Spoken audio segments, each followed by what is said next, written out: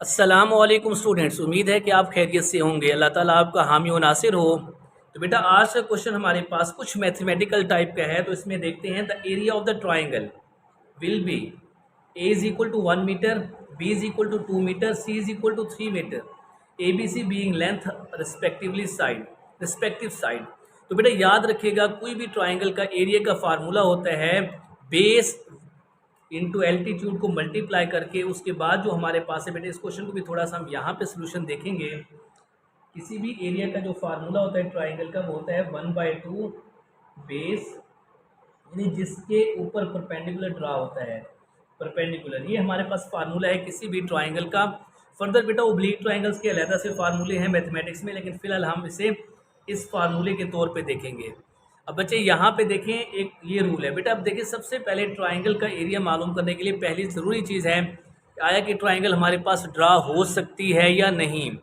उसके लिए बेटा आपने रूल पढ़ा होगा, मैट्रिक लेवल का रूल है, अगर दो साइड का सम ग्रेटर देन तीसरी साइड से हो तब ट्राइंगल बन सकती है। ट्राइंगल बनेगी तो फर्दर उसका एरिया वगैरह मालूम होगा। जब ट्राइंगल की फॉर्मेशन भी पॉसिबल ना हो तो उसका एरिया नहीं बन सकता। वो 3 पॉइंट्स बेसिकली कोलिनियर होते हैं। उसके बाद बेटा देखें, बी प्लस सी ग्रेटर देन ए होना चाहिए। उसके बाद बेटा सी प्लस ए तो आपके पास है वो ग्रेटर देन बी होना चाहिए। अगर ये कंडीशन सेटिस्फाइड हो जाती हैं तो ट्राइंगल बनना पॉसिबल है, वरना हमारे पास ट्राइंगल भी नहीं बन सकती। तो पहला हम देखते हैं यहाँ पे a is equal to 1 metre. बेटा a प्लस बी करते हैं, 1 + 2 3 है, तो इज इक्वल टू सी आ गया। यानी कि ये कभी भी हमारे पास a is equal to B अगर इज इक्वल टू सी आ जाए या a plus B less than C आ जाए तो नॉट पॉसिबल, ट्राइंगल बन ही नहीं सकती। जब ट्राइंगल नहीं बन सकती तो हम कहते हैं कि उसका एरिया क्या होगा, नॉट पॉसिबल या ज़ीरो होगा। अब चूंकि यहाँ पे नॉट पॉसिबल नहीं है तो इसका आंसर जो बेस्ट आंसर है वो 0 होगा। जी, क्वेश्चन नंबर 29 हमारे पास है यहाँ पे, which one does not belongs the others, Apple, mango, orange, cucumber. बेटा 3 आपके पास फ्रूट्स हैं, एप्पल, मैंगो, ऑरेंज, और एक हमारे पास वेजिटेबल है, सब्जी है, कुकम्बर, जिसे हम सैलड्स बनाते हैं, खीरा कहते हैं हमारे पास। What is the multiplicative inverse of 2। बेटा देखिए, मल्टीप्लिकेटिव इनवर्स क्या होता है, अगर ए हमारे पास कोई भी नॉन ज़ीरो नंबर है तो ए का मल्टीप्लिकेटिव इनवर्स क्या होगा, 1/a। यानी कि उनको आपस में मल्टीप्लाई करें तो रिजल्ट हमारे पास 1 आना चाहिए। तो ये 1/a और a आपस में एक दूसरे के मल्टीप्लिकेटिव इनवर्स हैं। तो बेटा 1/2 को किससे मल्टीप्लाई करें कि आंसर हमारे पास 1 आए, या इसका रेसिप्रोकल हम ले लेते हैं, वो उसका मल्टीप्लिकेटिव इनवर्स होता है, तो आंसर हमारे पास 2 आएगा। यानी 2 को 1/2 से मल्टीप्लाई करेंगे तो आंसर 1 आएगा हमारे पास। इसका मतलब है कि ये इसका मल्टीप्लिकेटिव इनवर्स है। जी, नेक्स्ट क्वेश्चन आपके पास है, कोट एंड पोइट है नंबर ऑफ सेम लेटर्स। बेटा देख लेते हैं, यहाँ भी ई है, यहाँ भी ई है, यहाँ भी ओ है, यहाँ भी ओ है, यहाँ भी टी है, यहाँ भी टी है। तो सिंपल आप देख लें, 3 हमारे पास अल्फ़ाबेट हैं जो कॉमन है।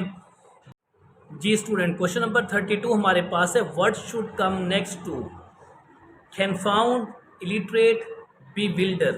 बेटा कैनफाउंड का मतलब है उलझा हुआ या पजल या कंफ्यूज्ड, यानी कि ऐसी पर्सनैलिटी जो कंफ्यूज्ड हो, जिसे जो है ना खुद पता ना हो, कंफ्यूज पर्सनैलिटी। इलिटरेट बेटा कहते हैं अनपढ़ को कहते हैं। बिविल्डर का मतलब क्या है बेटा, ये भी इसका मतलब भी पजल ही है, यानी कि उलझाओ या पजल, या जिसे समझा नाकाबिले फ़हम जिसे हम कहते हैं, बिविल्डर का मतलब यही है।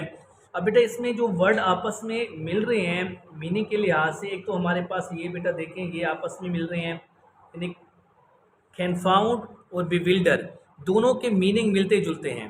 कन्फाउंड मतलब ये आपस में जिसे हम कहते हैं सिनोनियम्स कहते हैं। बेटा इलिटरेट का आप देखना है, ऑप्शन में देखना है, इलिटरेट अनपढ़ को कहते हैं, जिसे अनलर्नड कहते हैं, जो पढ़ना लिखना नहीं जानता। तो देखें, अब लाजमी नहीं कि हमेशा पहले से दूसरे का लिंक बने। अगर पहले से दूसरे का नहीं बन रहा तो आप पहले का तीसरे से भी लिंक बना सकते हैं, देख सकते हैं।